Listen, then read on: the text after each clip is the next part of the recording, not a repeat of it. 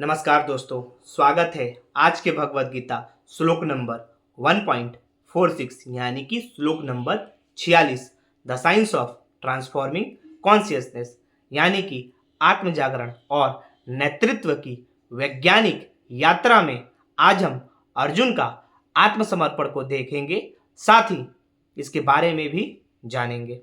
खैर, 46वें श्लोक को पढ़ लेते हैं, श्लोक के अर्थ को जानेंगे, फिर हम आध्यात्मिक संदेश की तरफ प्रस्थान करेंगे। तो श्लोक है, यदि माम प्रतिकारम शस्त्रम शस्त्र पाण्य धातराष्ट्र रणे हन्युस्त नमे क्षेमतरम भवेत। ये 46वां श्लोक हुआ। श्लोक का अर्थ है, अर्जुन कहता है यदि कौरव मुझे निहत्था और बिना प्रतिकार किए युद्ध भूमि में मार डाले तो वह मेरे लिए अधिक कल्याणकारी होगा। यह श्लोक का अर्थ हुआ और यह श्लोक अब आध्यात्मिक संदेश की तरफ बढ़ता है। तो क्या कहता है और ये आपकी आम जीवन को कैसे संदेश देता है, ये मैं आपको बताने जा रहा हूं। बढ़ते हैं आध्यात्मिक संदेश की तरफ। इस श्लोक में अर्जुन अपनी पूरी युद्ध इच्छा और प्रतिरोध से पीछे हटते हुए कहता है कि बिना शस्त्र के, बिना प्रतिकार किए मर जाना युद्ध लड़ने से ज्यादा कल्याणकारी होगा। इस श्लोक में अर्जुन अपनी पूरी युद्ध इच्छा और प्रतिरोध से पीछे हटते हुए कहता है कि बिना शस्त्र के, बिना प्रतिकार किए मर जाना युद्ध लड़ने से ज्यादा कल्याणकारी होगा। यानी कि अगर आप ये आम जीवन में बहुत सारे ऐसे लोगों को आप देखते हो कि वो अपनी सफलता के रास्ते पे चलना ही नहीं चाहते हैं, सफलता के रास्ते पे युद्ध लड़ना ही नहीं चाहते हैं, या समाज में अगर गलत भी हो रहा उसके लिए भी लड़ना नहीं चाहते हैं, तो ये उनके प्रति अगर देखा जाए तो उन पे ये लागू हो सकता है। यानी कि कठिन संघर्ष करना ही नहीं चाहते हैं। वो देख रहे हैं कि कठिन संघर्ष में मेरे अपने आ रहे हैं, कठिन संघर्ष में मुझे दुख का देखना पड़ रहा, दुख झेलना पड़ रहा है।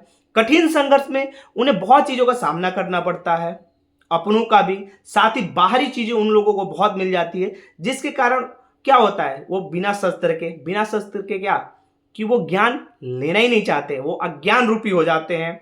यानी कि बिना प्रतिकार किए आम जीवन में जो ये लोग जी रहे हैं, प्रतिकार का मतलब वो अपने लोगों के खिलाफ नहीं जा सकते हैं। अगर सफलता के रास्ते पे जाते हैं तो अपने लोग भी आते हैं, तो वो उनके खिलाफ में नहीं जाते हैं और कहते हैं युद्ध लड़ने से ज्यादा कल्याणकारी होगा। यानी कि मर जाना युद्ध लड़ने से ज्यादा कल्याणकारी होगा। यानी कि वो ऐसा डिप्रेशन का शिकार होते हैं, अपने लोगों के खिलाफ नहीं जाएंगे और वो इतना असफलताएं देखेंगे, इतना असफलताएं कि वो उस चीज को सह नहीं पाते हैं और ऐसा डिप्रेशन का शिकार होते हैं ना कि सेम जैसा अर्जुन अपनी युद्ध इच्छा जाहिर कर रहा, पूरी युद्ध इच्छा और प्रतिरोध से वो पीछे हटना इसलिए चाहता है क्योंकि लिए उसके अपने सामने हैं और वो अपने लोगों से युद्ध करना ही नहीं चाहता है। सेम वही हाल आपके आम जीवन में होता है। आप उस रास्ते पे चल रहे होते हो और उस रास्ते पे आपके सामने अपने अपने लोग आते हैं और बहुत सारे ठेस आपको पहुंचते जाती है, आपके अपने छोड़ जाते हैं, जिसके चलते आप ऐसे अपने आप के प्रति घृणा आपको अंदर आने लगता है कि अपने आप को मार डालते हो। वही युद्ध लड़ने से ज्यादा कल्याण, यानी कि प्रतिकार किए मर जाना। युद्ध आप लड़ना ही नहीं चाहते, आप अपने जीवन में युद्ध लड़ना ही नहीं चाहते। ये जीवन क्या है, एक युद्ध की दशा है कि आपको सफलता लेने के लिए असफलता की रास्ते देखने पड़ती है। सेम आपके ऊपर भी बैठता है ये बात। यह अर्जुन की मानसिक स्थिति का चरम बिंदु है। सेम मानसिक स्थिति आम जीवन में भी होता है। एक जिंदगी के साथ जो जिंदगी व्यक्ति जी रहा होता है, सेम वही चरम बिंदु तक पहुंच जाता है, मानसिक स्थिति उसकी बिगड़ जाती है। वो ऐसा एंजाइटी, डिप्रेशन का शिकार होता है, जिसके चलते वो क्या करता है, आत्महत्या कर लेता है, अपने आप को मार डालता है, उस चरम बिंदु तक पहुंच जाता है। सेम अर्जुन की मानसिक स्थिति का चरम बिंदु है। अगर अर्जुन को यहाँ पे श्री कृष्ण नहीं मिले होते तो अर्जुन भी क्या कर लिया होता अपने आप के साथ, कोई नहीं जानता। जहां वह पूरी तरह से विचलित और भ्रमित हो जाता है, जहां पे अर्जुन विचलित और भ्रमित हो जाता है, वैसे ही आप अपनी आम जिंदगी में भी क्या हो जाते हो, भ्रमित हो जाते हो, विचलित हो जाते हो कि मैं क्या करूं, अब मैं क्या करूं, मैं क्या करूं, इससे इतना असफलता है, इतना असफलता है, आप देख लेते हो कि आप समझ ही नहीं पाते हो। इसीलिए बोला जाता है ध्यान करो, असफलताएं सफलताएं कुछ नहीं होती हैं, असफलताएं और सफलताएं के बीच में आ जाओ, आप समय के पास आ जाओ, समय के बीचों बीच आ जाओ, आप सही हो जाओगे। वह अब स्वयं को अपने कर्तव्य से विमुख कर चुका है और आत्मसमर्पण की स्थिति में पहुंच चुका है। यानी कि आप अपने कर्तव्य से क्या हो जाते हो, विमुख हो जाते हो, यानी कि कर्तव्य पथ से आप दूर चले जाते हो, हट जाते हो, आप लड़ना ही नहीं चाहते हो, और लड़ने के साथ साथ आप क्या करते हो, अपने आप को आत्मसमर्पण की स्थिति में पहुंचा चुके होते हैं। यानी कि एक आम जिंदगी में जो जीवन एक व्यक्ति जी रहा होता है, उसके साथ जब ये घटित सारी चीजें होता है ना, तो अपने कर्तव्य से विमुख हो जाता है और आत्मसमर्पण यानी कि वो अपने आप को यानी कि अपने आप को मार देता है, अंदर से भी मार देता है, और या तो मार के अपने जीवन को ऐसे ही नॉर्मल तरीके से जीता रहता है जैसे चल रहा है। दुखी आ रहा है, एक लगा हो कि उसके अंदर दुखी का दुख पहाड़ टूट गया हो, तो वो ऐसे दुखी के साथ जीता हो, या तो अपनी वो जीवन को खत्म कर लेता है, वहीं से मार डालता है। यही होता है। यह श्लोक उस आंतरिक स्थिति को दर्शाता है जब तुम किसी बड़े संघर्ष या चुनौती का सामना करते हो और तुम्हारे अंदर डर, मोह और कमजोरियों का प्रभाव इतना बढ़ जाता है कि तुम अपने कर्तव्य से पीछे हटने लगते हो। मैंने बोला ना, ये श्लोक क्या आंतरिक स्थिति को, उस आंतरिक स्थिति को दर्शाता है जब आप किसी बड़े संघर्ष और बड़ी चुनौतियों का जब सामना कर रहे होते हो, तो आपके अंदर डर, मोह, कमजोरियों का प्रभाव आपके ऊपर इतना बढ़ जाता है ना, इतना बढ़ जाता है कि आप अपने कर्तव्य से पीछे हटने लगते हो। यानी कि आपको अपना कर्तव्य दिखता ही नहीं है। किसके कारण? अंदर के डर के कारण, मोह के कारण, और आपकी जो कमजोरियां है, वो अज्ञान रूपी कमजोरियां हैं, उसके चलते आप अपने कर्तव्य से पीछे हट जाते हो। और जब आप कर्तव्य से पीछे हटते हो तो ये आपके अंदर सब हावी हो जाते हैं, और जब हावी हो जाते हैं तो आप आत्मसमर्पण की स्थिति में आ जाते हो, आप लड़ना ही नहीं चाहते हो। अर्जुन की यह स्थिति तुम्हारे अपने जीवन में भी तब उत्पन्न होती है जब तुम किसी कठिन निर्णय या संघर्ष के सामने हार मान लेते हो और प्रतिकार करने की क्षमता खो देते हो। यानी कि अर्जुन की यह स्थिति जो बता रही है वो आपके जीवन में भी घटित होती है। यानी कि ये कब उत्पन्न होती है? जब आप कठिन निर्णय, यानी कि कठिन निर्णय अपने मुख से लेने वाले होते हो, या संघर्ष के सामने आप हार मान लेते हो। यानी कि कठिन निर्णय आप नहीं ले पाते हो, और संघर्ष जब लगातार आपके सामने आती रहती है तो आप क्या करते हो, यार इतना संघर्ष से मैं क्यों लड़ूं, आखिर क्या जरूरत है? तो आप संघर्ष के सामने क्या करते हो, आप हार मान लेते हो, और प्रतिकार यानी कि प्रतिकार करने की क्षमता भी आप खो देते हो। अर्जुन का यह विचार कि बिना प्रतिरोध मारा जाना बेहतर है, और यहां पे अर्जुन का यह विचार बता रहा है कि बिना प्रतिरोध किए मारा जाना बेहतर है। अर्जुन का इस समय यह विचार आ रहा है, समझिए। वो एक समय आपके साथ भी ये हो जाता है। किस कारण? उसकी मानसिक कमजोरी और भ्रम की अवस्था को प्रकट करता है। यानी कि आपकी भी मानसिक, यानी कि आप मानसिक रूप से कमजोर हो चुके हो, आप भ्रम की उस अवस्था में पहुंच चुके हो ना, जहां से आपको निकालना बहुत मुश्किल हो चुका होता है, और वो चीज आपके सामने प्रकट होती है और जिसको आप देख नहीं पाते हो। अगर वही मार्गदर्शन श्री कृष्ण रूपी हायर कॉन्शियसनेस का अगर अर्जुन को नहीं मिला होता तो वो भी क्या से क्या कर दिया होता। जैसे आज के समय में एक व्यक्ति आम जीवन में जो व्यक्ति जी रहा है वो अपने साथ वैसा ही कर रहा है, और वही उसका मानसिक कमजोरी और भ्रम की अवस्था को प्रकट करता है। वह यह समझने में असमर्थ है कि यह युद्ध केवल शारीरिक संघर्ष नहीं बल्कि आत्म उत्थान और धर्म की स्थापना का साधन है। इंसान को समझना चाहिए कि हमें जो जीवन मिला है ना, वो किस लिए मिला है? केवल शारीरिक संघर्ष के लिए नहीं मिला है, बल्कि आत्म उत्थान और धर्म की स्थापना का साधन है जो ये शरीर मिला है हम लोगों को। यानी कि अपने आत्मा से जुड़ना और आत्म उत्थान और धर्म की स्थापना करने के लिए। यानी कि आपको समझने में आप असमर्थ हो, आप समझ ही नहीं रहे हो। आप समझ रहे हो कि सिर्फ हम शारीरिक संघर्ष से ही सब कुछ पा सकते हैं। नहीं, आपके अंदर भी तो संघर्ष है। पहले अंदर, अंदर से बाहर, आप बाहर से अंदर मत आओ। अंदर संघर्ष करो ना, अंदर संघर्ष करोगे ना तो बाहर जो संघर्ष होगा ना सब बराबर हो जाएगा, सही तरीके से संघर्ष चलने लगेगा आपका। इसीलिए अंदर से बाहर की तरफ जाओ, बाहर से अंदर की तरफ कभी नहीं। ध्यान रखना, यानी कि आप समझने में असमर्थ हो, समझने की कोशिश करो। शारीरिक संघर्ष ही नहीं होता है, बल्कि आत्मोत्थान और धर्म की स्थापना का साधन है, बस केवल यही है, उसके अलावा कुछ नहीं। शादीशुदा जिंदगी में भी अर्जुन की इस मानसिक स्थिति का अनुभव अक्सर देखने को मिलता है, खासकर जब रिश्ते में चुनौतियां या कठिनाइयां सामने आती हैं। यानी कि शादीशुदा जिंदगी जो आज के समय में युवा शादीशुदा जिंदगी में क्या अर्जुन की इस मानसिक स्थिति को दर्शाता है, अनुभव को अक्सर देखने को मिलता है। आज के समय में जो लोग शादी कर रहे हैं और शादी बहुत लोग का टिक भी नहीं पाता है, आइए आगे देखते हैं किस कारण से। खासकर जब रिश्ते में चुनौतियां कठिनाइयां सामने आती है, क्यों नहीं टिक पाता है? देखिए, टिकता वही है जो चुनौतियों और कठिनाइयों का सामना करता है, और जो चुनौतियों और कठिनाइयां से दूर भागता है वो रिश्ता कभी टिक नहीं पाता है।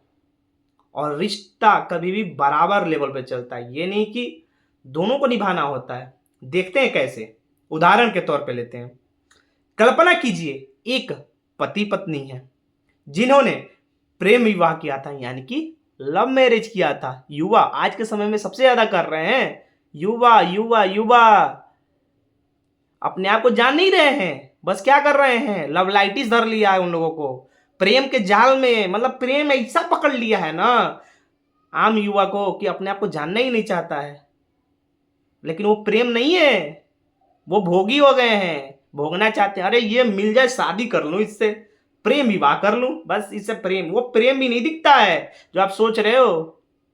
प्रेम विवाह किया था और दोनों को विश्वास था कि वे साथ में खुशहाल जिंदगी बिताएंगे, यानी कि प्रेम विवाह करते हैं और क्या दोनों विश्वास अपने आप के प्रति इतना दिखाते हैं कि वो आगे चल के दोनों एक साथ खुशहाल जिंदगी बिताएंगे, यानी कि चुनौतियों और कठिनाइयों का सामना करेंगे। यहां पे बात आती है, आपको यहां पे समझना होगा। शादी के शुरुआती साल अच्छे बीते, शादी के शुरुआती साल अच्छे बीते, यानी कि 1 साल 2 साल 3 साल 4 साल 5 साल अच्छे बीते। लेकिन समय के साथ काम, जिम्मेदारियों और पारिवारिक दबाव के कारण तनाव बढ़ने लगा। यानी कि शादी का जो शुरुआती साल होता है आप तो अच्छे से बिताओगे, उसी बीच आपके साथ एक बच्चा भी पैदा ले लेगा, तब देखिए क्या होता है। लेकिन समय के साथ क्या होता है, एक बच्चा पैदा हो गया, फिर जिम्मेदारियां आ गई, फिर आपके परिवार का आपके ऊपर दबाव बढ़ने लगा, तनाव बढ़ने लगा। क्या रे तुम कुछ नहीं कर रहे हो, ये होना चाहिए। फिर बीवी बोलती है पैसा नहीं कमा रहे हो, पैसे लाके दो, कैसे घर बार चलेगी। ये प्रेशराइज आने लगता है शादी के बाद से।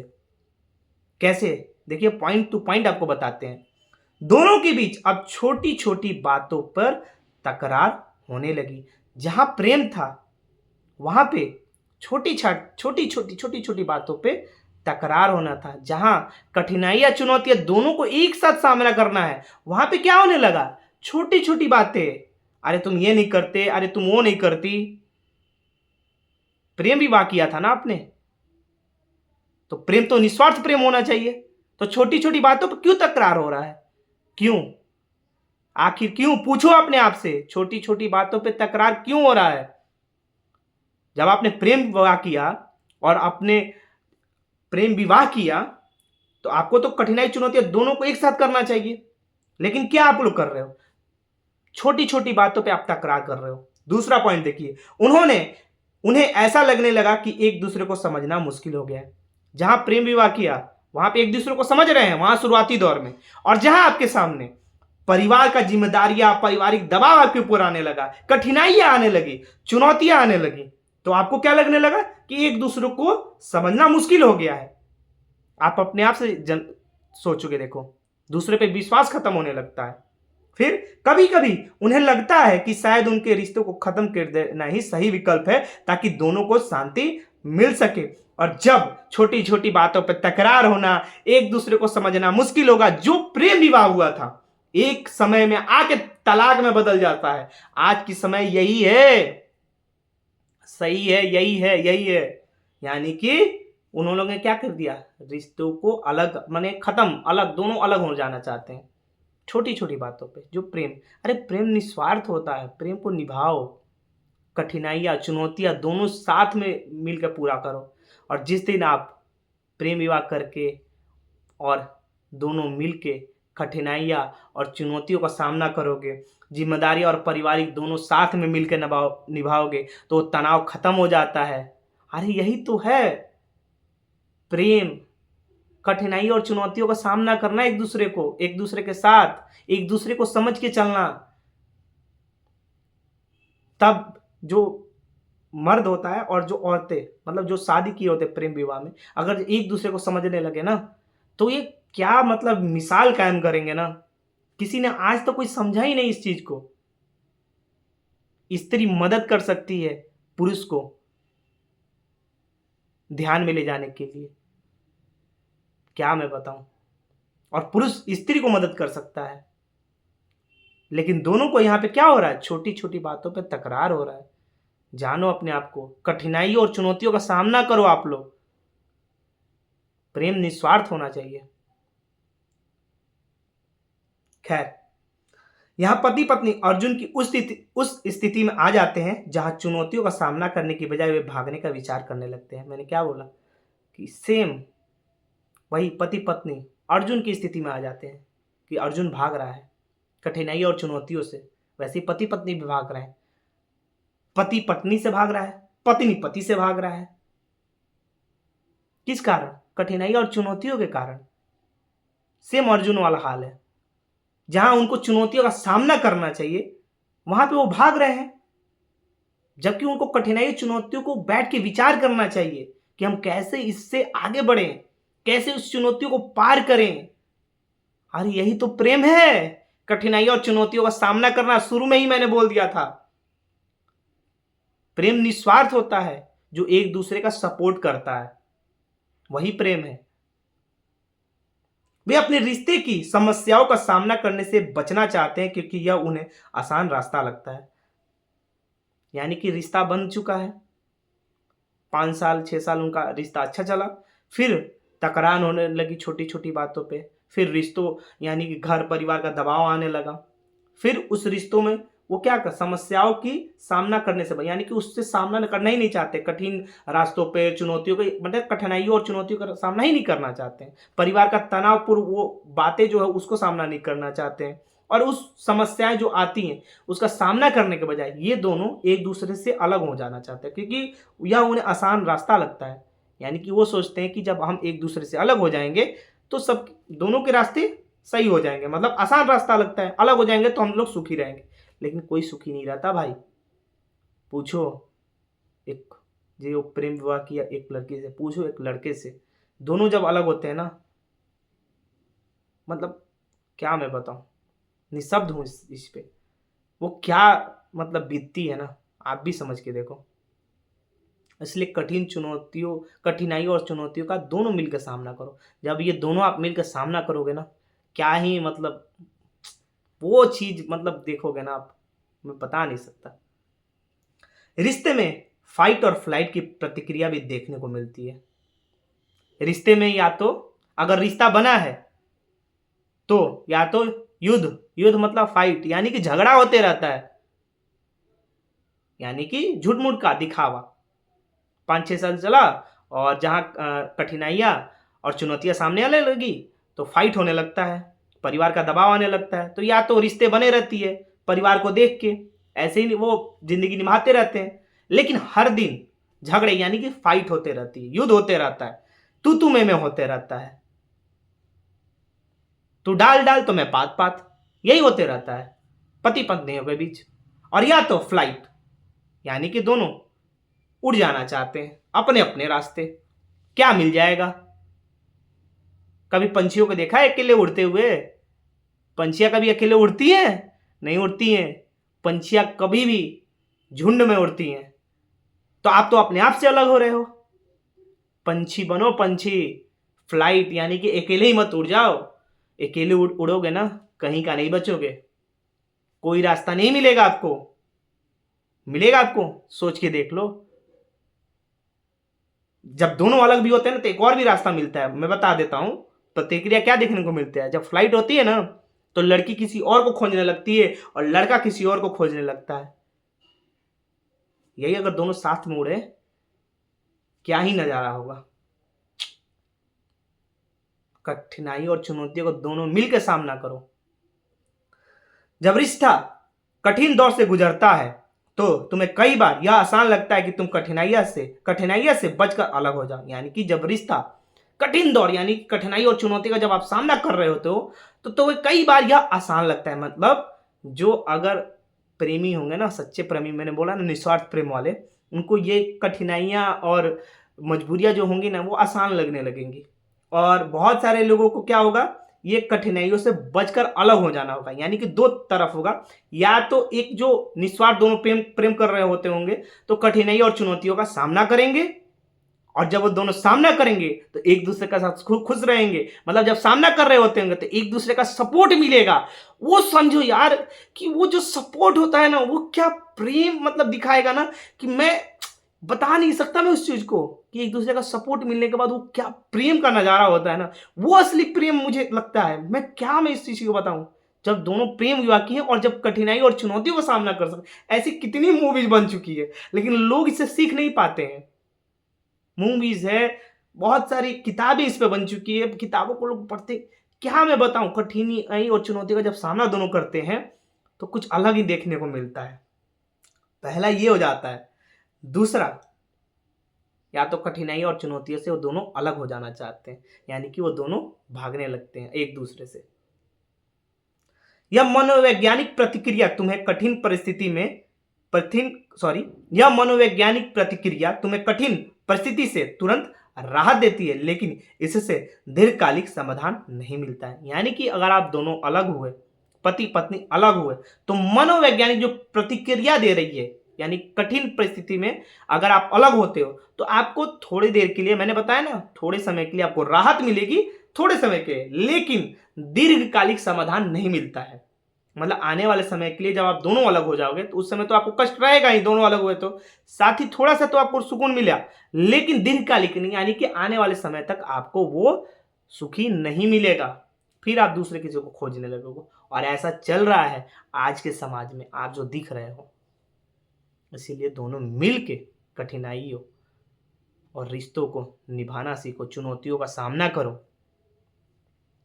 सच्चा समाधान यह है कि दोनों पार्टनर समझदारी से मिलकर अपनी समस्याओं का हल निकाले, एक दूसरे को समझे और धैर्यपूर्वक रिश्ते को संभाले। यानी कि सच्चा समाधान क्या होता है कि दोनों पार्टनर यानी कि पति पत्नी समझदारी से मिलकर जो भी समस्याएं आती हैं, यानी कि कठिनाइयां यानी कि चुनौतियां जो भी आती हैं, उस समस्याओं को हल करें और एक दूसरे को समझें।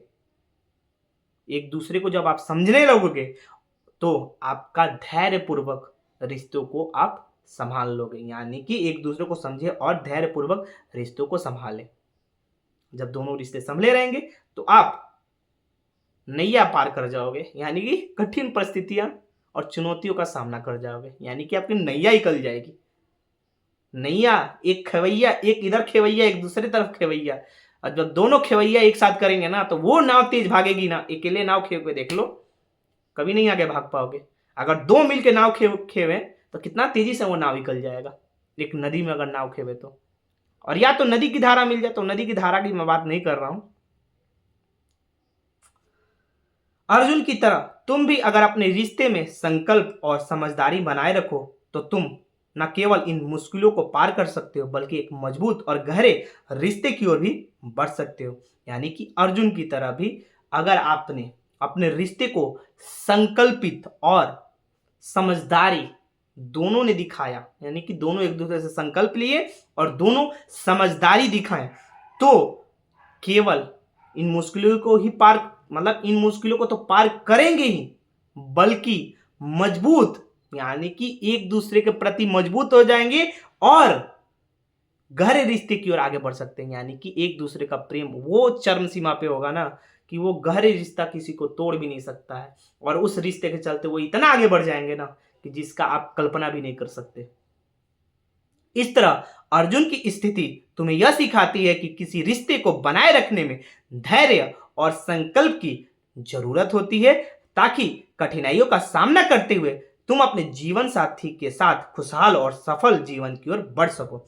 यानी कि इस तरह की अर्जुन की स्थिति आपको यह सिखाती है कि किसी रिश्ते को बनाए रखने के लिए, मतलब किसी रिश्ते को अगर आपको बनाए रखना है पति पत्नी के बीच, तो आपके अंदर, दोनों के अंदर, यानी कि पति पत्नी के अंदर, दोनों के अंदर धैर्य संकल्प की जरूरत होती है। यानी कि एक दूसरे को समझने के लिए अगर आप एक दूसरे को धैर्य और संकल्प से एक दूसरे को समझ रहे हो तो रिश्ता निरंतर कायम रहेगा, ना झगड़े रहेंगे, सिर्फ क्या रहेगा, सिर्फ प्रेम रहेगा। और उस कठिनाइयों का सामना करते हुए अपने जीवन साथी के साथ खुशहाल और सफल जीवन आप जी सकते हो, यानी कि उसके तरफ आप आगे बढ़ जाओगे। आत्म जागरण, यानी कि आत्मिक जागरण की दृष्टि से हम देखते हैं, यह श्लोक दर्शाता है कि जब तुम अपनी आत्मा की उच्च अवस्था यानी कि हायर कॉन्शियसनेस से कनेक्ट नहीं होते तो तुम्हारे भीतर की भय, मोह और आसक्ति की भावनाएं तुम्हें कर्तव्य से दूर कर देती है। यह श्लोक हमें यह दिखाता है कि जब आप अपनी आत्मा यानी कि हायर कॉन्शियसनेस से अगर आप नहीं जुड़ते हो, अगर आप अपने आत्मा को नहीं पहचानते हो, तो आपके अंदर का, यानी कि आपके अंदर क्या क्या दिखेगा, भय दिखेगा, मोह और आसक्ति की भावनाएं आपके अंदर क्या होगी, आपको जगाएंगी आपके अंदर से, और आपको कर्तव्य से क्या करेंगी, दूर भगाएंगी, यानी कि आप अपने कर्तव्य से दूर होते जाओगे।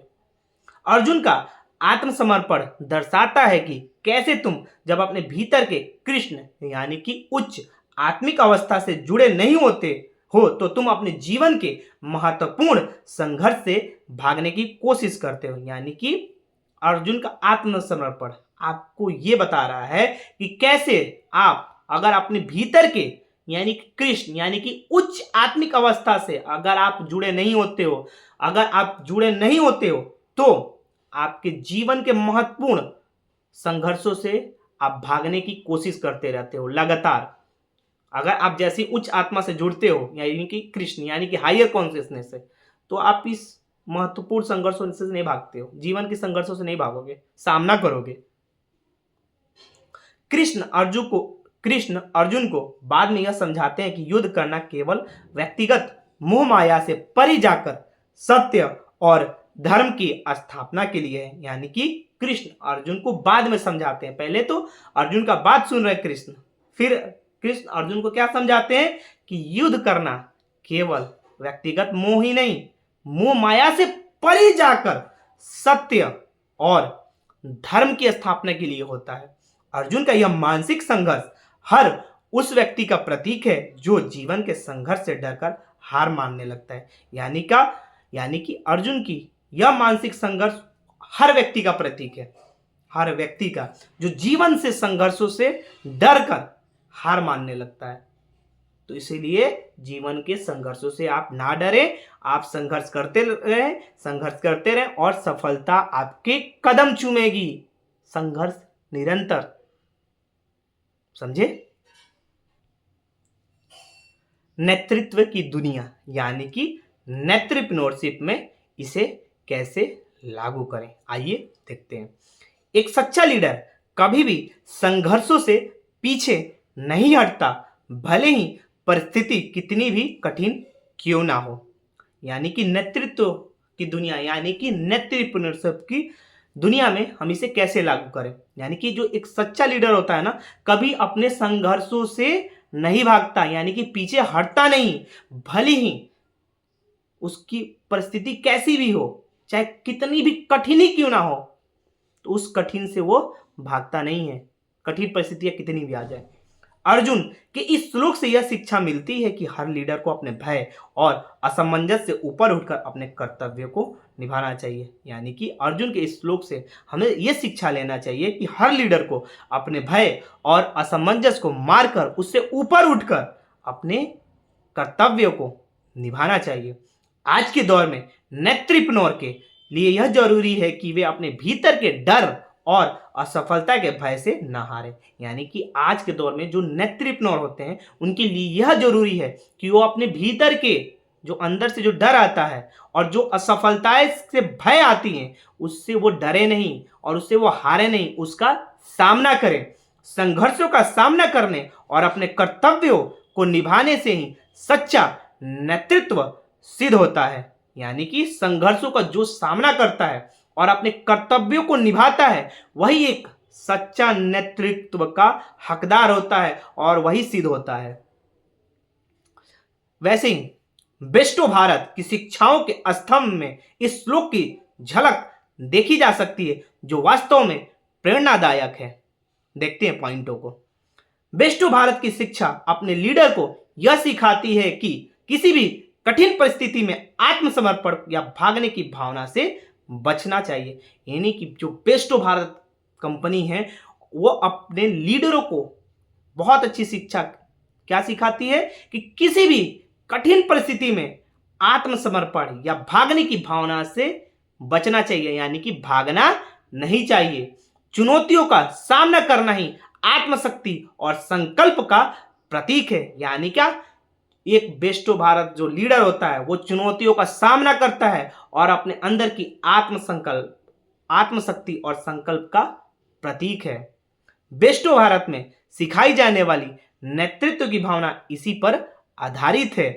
सच्चा नेतृत्व वही है जो विपरीत परिस्थितियों में भी अपने कर्तव्य को पूरी निष्ठा और धैर्य के साथ निभाए। यानी कि बेस्टो भारत में जो सिखाई जाने वाली नेतृत्व की भावना इसी पे आधारित है। यानी कि सच्चा नेतृत्व वही है जो विपरीत परिस्थितियों में भी अपने कर्तव्य को पूरी निष्ठा और धैर्य के साथ निभाता है।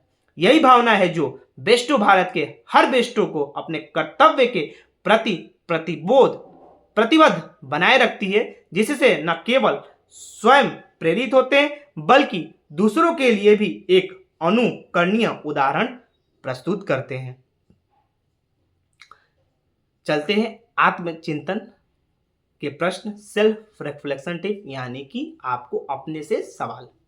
क्या तुम संघर्षों से भागने की प्रवृत्ति रखते हो या तुम उनके सामने दृढ़ता से खड़े होते हो? ये आपसे सवाल कि क्या आप संघर्षों से भागने की, यानी कि आप संघर्ष जब आपके सामने आ रहा है तो क्या आप उससे भाग रहे हो कि सामना कर रहे हो, कि आप उसके सामने दृढ़ता से आप खड़े हो जाते हो, संघर्षों का सामना करते हो? तुम जीवन में कोई बड़ी चुनौती आती है तो क्या तुम उसे अपने आत्मिक विकास का साधन मानते हो या फिर उससे दूर भागने का प्रयास करते हो? यानी कि आपसे सवाल कि जीवन में कितनी बड़ी चुनौती आती है तो क्या आप अपने आत्मिक विकास का साधन मानते हो या कि आप उससे दूर भागते हो? क्या तुम अपने कर्तव्य को मोह और भय के कारण टालते हो या अपने भीतर की उच्च आत्मिक अवस्था यानी कि कृष्ण की आवाज सुनकर सही मार्ग पर चलते हो? यानी कि जब आपके सामने कर्तव्य मोह और भय के कारण, यानी कि आपके सामने कर्तव्य आता है तो आप मोह और भय के कारण टालते हो या अपने भीतर की उच्च यानी कि कृष्ण को सुनते हो या और सुनकर उस मार्ग पे चलते हो? या आपको अपने से सवाल पूछना है। जाते जाते मेरे गुरु ने बहुत अच्छा ज्ञान दिया है, संदेश दिया है। क्या दिया है? सच्चा लीडर वह है जो संघर्षों से भागता नहीं बल्कि उन्हें आत्म उत्थान का साधन मानकर आगे बढ़ता है। ये मेरे गुरु ने बोला है कि जो सच्चा लीडर वही है जो संघर्षों से नहीं भागता है बल्कि संघर्षों से सामना करता है और अपने अंदर का आत्म उत्थान का साधन मानकर उसे आगे बढ़ता है। तो आज के श्लोक में इतना ही। मिलेंगे आपसे अगले श्लोक में। तब तक के लिए राधे राधे, जय श्री कृष्णा। लाइक कीजिएगा, शेयर कीजिएगा और सब्सक्राइब कीजिएगा। नमस्कार।